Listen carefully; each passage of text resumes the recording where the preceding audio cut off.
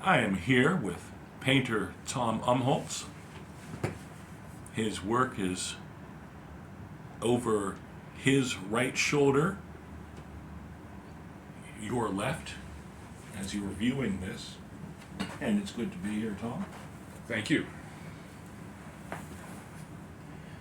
Some things, I'm not a painter, and I was curious about how you process being a painter. Questions that a non-painter might ask. Are you usually seeing something in the world and interpreting it, or are your paintings generally some sort of internally generated image or images that you are rendering out into the world? They usually don't come directly from looking at the world. They usually come from images that I enjoy manipulating and working with, and they come out of the playful activity of working in the studio. And I try to do things in the simplest way that I can. That's sort of the working method that I've evolved to after many decades of trying many different things. And I try to reduce things to the level of a child playing. Yeah. And a lot of times what I do starts with cutting bits of paper, folding and cutting paper, making stencils that I use as stencils with spray paint or with brushes to transfer images onto a paper or canvas, and I try to simplify things as much as I can. Like the picture behind me, it has very few elements, but in my mind there are a lot of different things going on in it.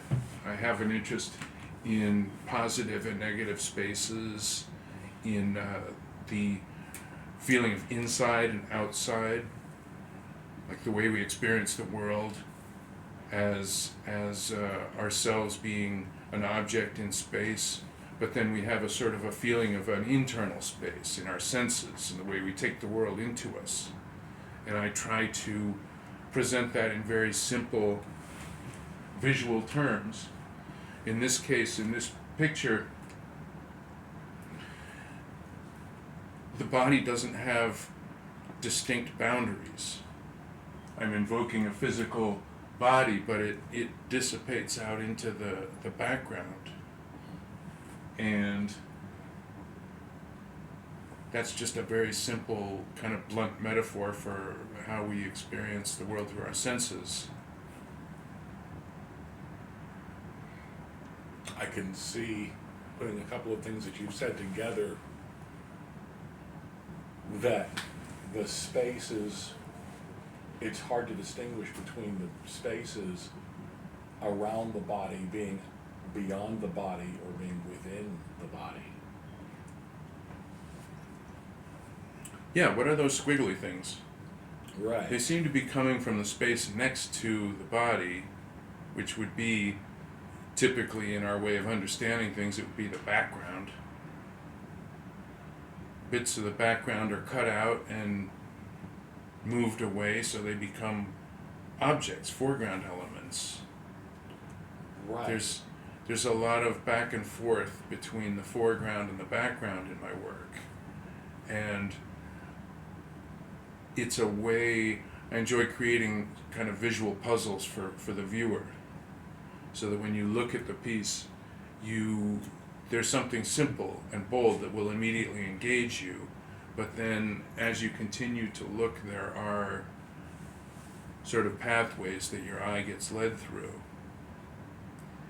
And that's where the more subtle feelings are communicated when your mind is consciously engaged with something like a visual puzzle. there's an energetic connection between you and the picture, Mm. and you can unconsciously start to feel things. At least that's my hope and my intention. Thank you. And speaking of things subtle, maybe question will go nowhere, maybe it'll go somewhere. But I noticed that there is a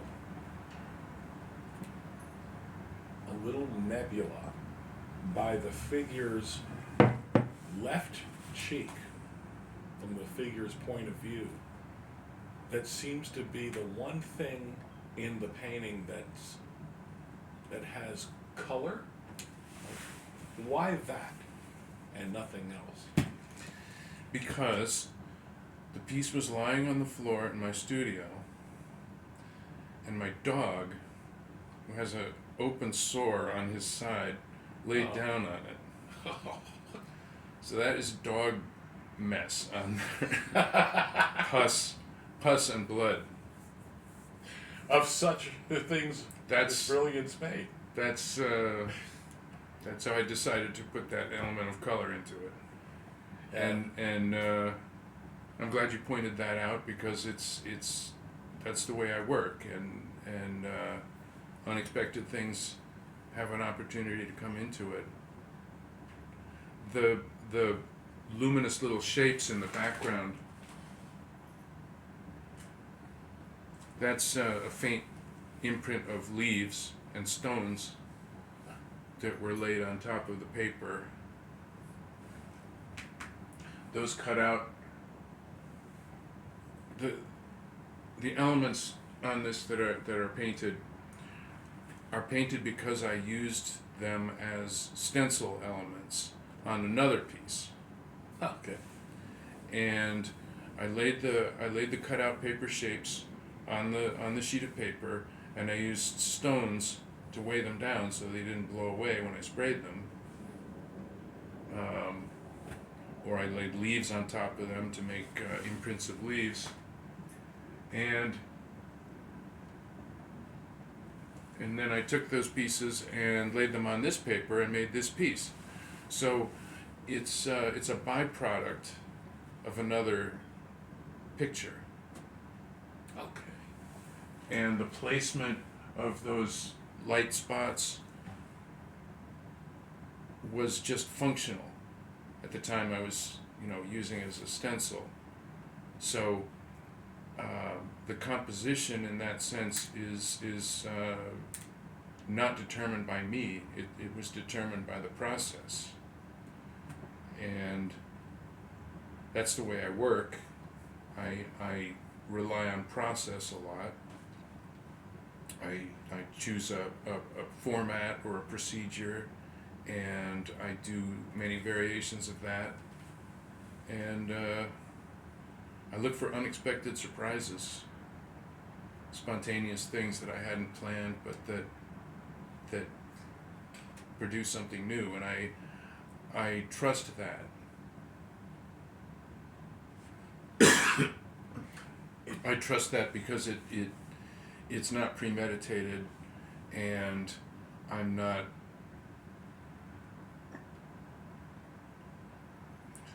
really in control of the message that I'm putting out, so I can't manipulate it. Right. It's like if I work fast enough before I have time to think, I feel it's more honest. That's a beautiful process. It truly is. I hadn't thought about it in exactly those terms, but I see the childlike energy that you're trying to bring to the process. It's almost like the universe painting itself. Oh, well, please go ahead. Well, this piece, at the time I made it, I was in a very extreme emotional state. I was extremely distraught. I was extremely upset. And I was in one of those emotional spaces where you just want to obliterate your consciousness. and just get from one moment to the next. And all I could do was sit down and try to make something. And yet the result has a kind of lightness to it. Yeah. Yeah, a kind of a calm to it. The figure is seems very much in control of all that's going on. And especially lately, my impetus to work, the energy that gets me working is distress, anger, and the process of working transforms it.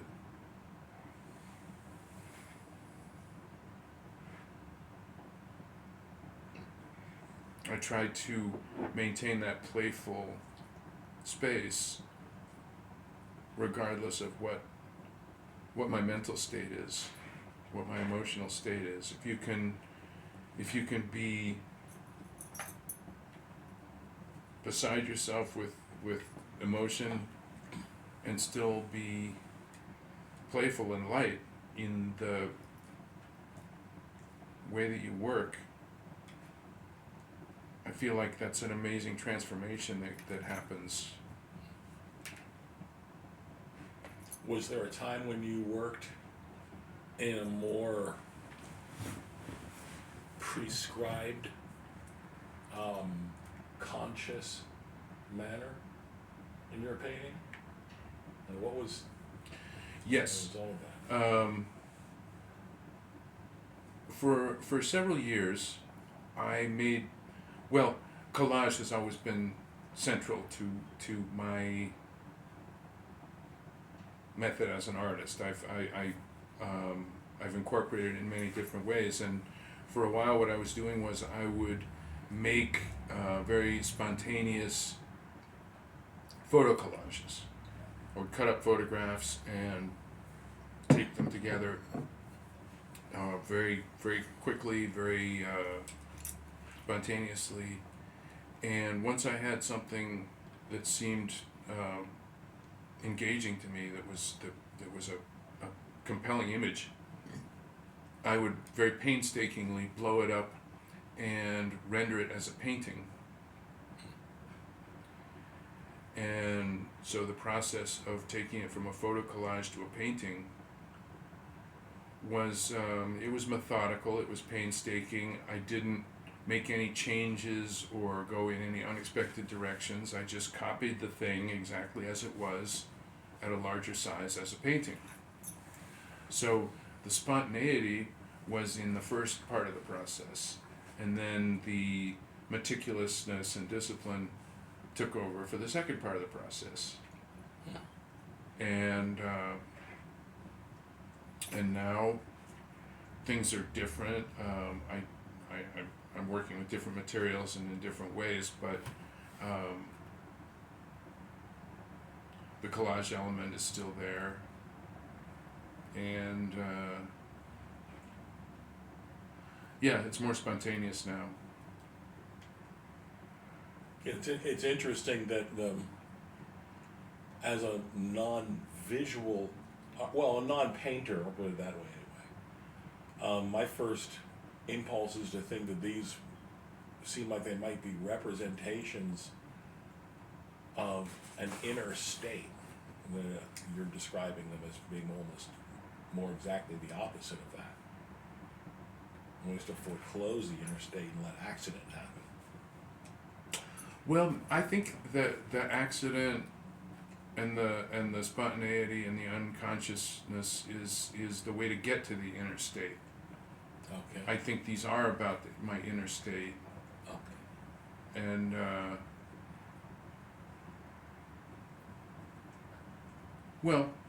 I figure they must be, because that's all there is.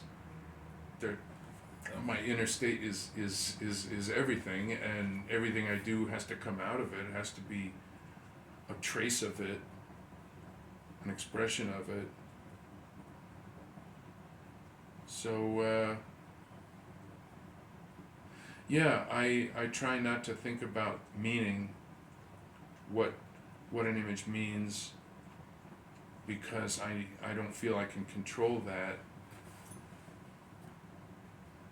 And it's much more interesting to try to discover it than to try to impose it. I can certainly see that. Did you have any? Do you have any great exemplars, or maybe even not so great exemplars, who were crucial in forming your direction, and who perhaps remain so? Well, when I went to art school, it was the late 70s, early 80s. And on the faculty, there were people who were kind of like mid-century modernist, formalist artists, and there were some who were more what was called at the time new image painters. It was a transitional time, and I absorbed a lot of influences from, I feel a spectrum of what was historically happening at that time, and a lot of it was art that had to do with process, where you set up a system to make the art. You create a set of rules or guidelines that you follow, and it gives you an end product that you don't tamper with. You let it be what it is. And I think I internalized that as a sort of ethic for my working method. I set things in motion, and if I don't like where it ends up, I reserve for myself the right to change it, but I try not to. And sometimes I think to myself, if I were a slightly different person, this thing wouldn't bother me. So who am I to put my own, aesthetics above this other person, this other alternate version of myself for whom this would be fine? So, let them have it. Very democratic approach. Very. Anything that makes it easier for me to work, I like. Anything that makes it less stressful, and if I can just let something go, I'll do it.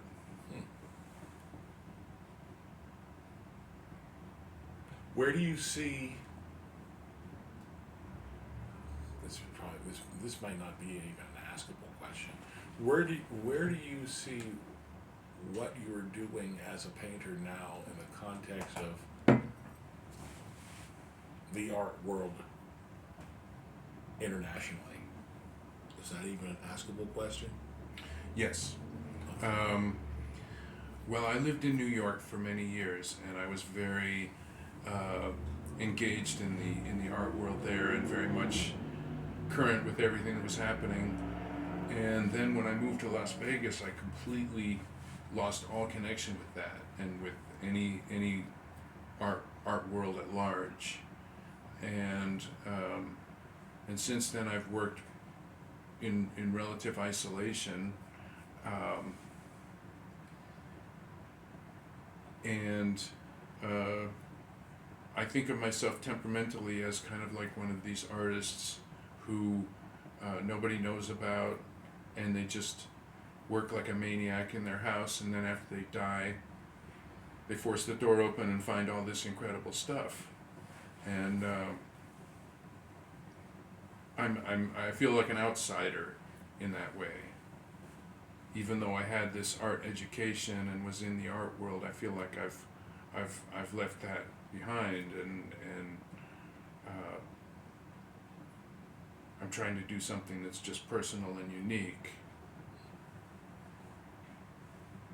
Las Vegas will isolate you. It definitely will. Tom, when do you, what does black and white mean to you? Let me go that way.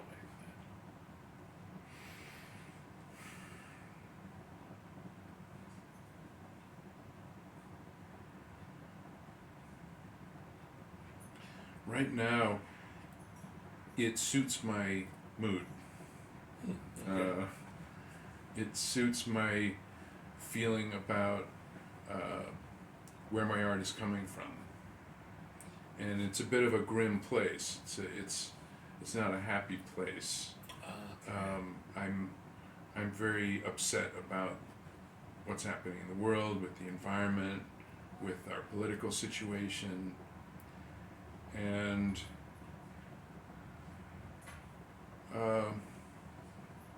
I feel like color and joy and celebration are not what's happening right now.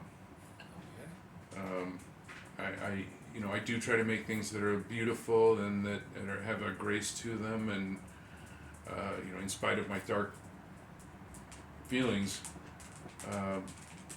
but color just doesn't seem to fit right now. And also, I'm working very quickly and with few elements, so color sort of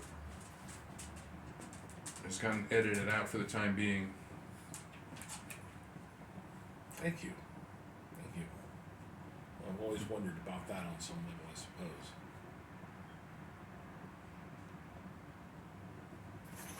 I think I'm out of questions. Okay. How long did that go?